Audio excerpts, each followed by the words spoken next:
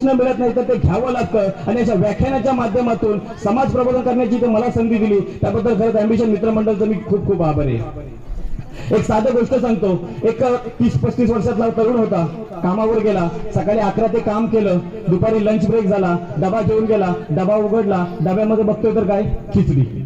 आवडत नव्हती खिचडी, बिचारीने डोक्याला हात दिला, तनतन करायला लागला, कसं खाणार, पण करणार काय, खाल्ल्याशिवाय राहता तरी येत नाही, डबा घेऊन आले, उपाशी तर राहू शकत नाही, डबा खाल्ला, पुन्हा डबा बंद केला, पुन्हा कामावर गेला, 2 ते 6 त्यांनी काम केलं, 3 ते 6 काम केलं, घरी गेला, दुसऱ्या दिवशी पुन्हा कामावर आला, 11 ते 2 काम केलं, 2 नंतर लंच ब्रेक झाला, लंच ब्रेकला डबा घेऊन गेला, डबा उघडला, डब्यामध्ये बघतोय तर काय, पुन्हा खिचडी।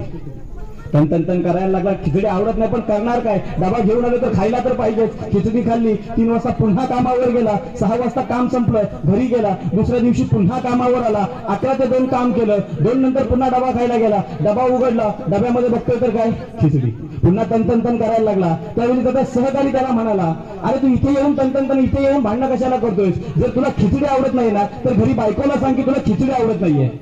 तसा तो तरुण म्हणाला, माझं लग्न झालेलं नाहीये। तो सहकारी म्हणाला, अरे मग घरी आईला सांग की तुला खिचडी आवडत नाहीये। तसा तो तरुण म्हणाला, माझा आई सुद्धा डबा बनवत नाहीये, मी रूमवर एकटाच राहतोय। मग तो तरुण म्हणाला, अरे मग जो माणूस डबा बनवतो ना त्याला सांग की तुला खिचडी आवडत नाहीये।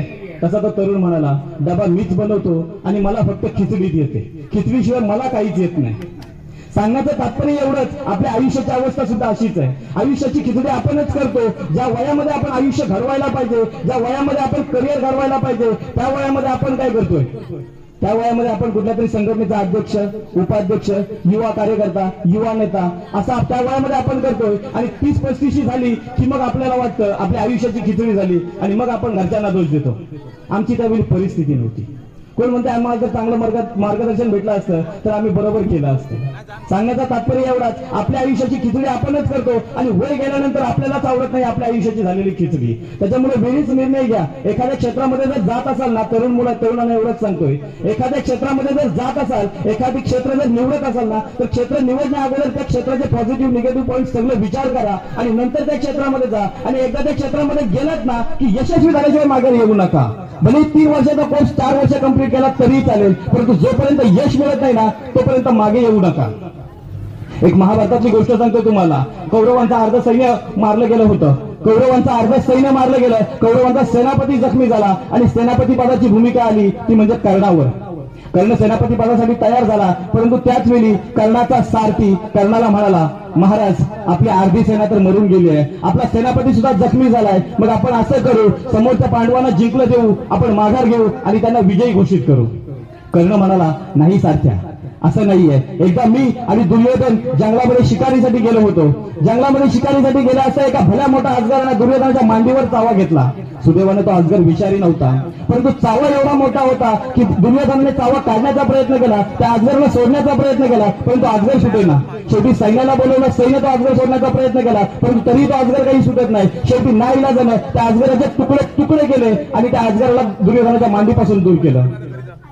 कर्ण म्हणाला, त्यावेळी त्या अजगराचा एक दात मी दुर्योधनाच्या मांडीवर लागलेला बघला आणि त्यावेळी मी त्या अजगराकडून एक गोष्ट शिकलो, नको तिथं दात लावायचा नाही आणि एकदा जर दात लावला तर जीव गेला तरी बेहतर, तर लावलेला दात कधी काढायचा नाही। म्हणून सांगतोय, एखाद्या क्षेत्रामध्ये जर गेलात, एखादं क्षेत्र निवडलं, पहिल्यांदा त्याचे पॉझिटिव्ह निगेटिव्ह पॉईंट्स लक्षात घ्या आणि त्या क्षेत्रामध्ये जर गेलात तर जोपर्यंत यशस्वी होत नाहीत ना तोपर्यंत माघार घेऊ नका। परंतु दातांचा विषय निघाला की एक गोष्ट दुर्दैवाने सांगावीशी वाटते, दात असतो पांढरा, नख असल्यामुळे होतो पिवळा, परंतु आजच्या तरुणांच्या दाताकडे बघितलं की त्यांचा एक वेगळाच रंग असतो, खाऊन पिऊन केलेला असतो तो। मित्रांनो एवढी एकच सांगेन, एक 1980च्या दशकामध्ये चित्रपट आला होता अमिताभ बच्चनचा मर्द।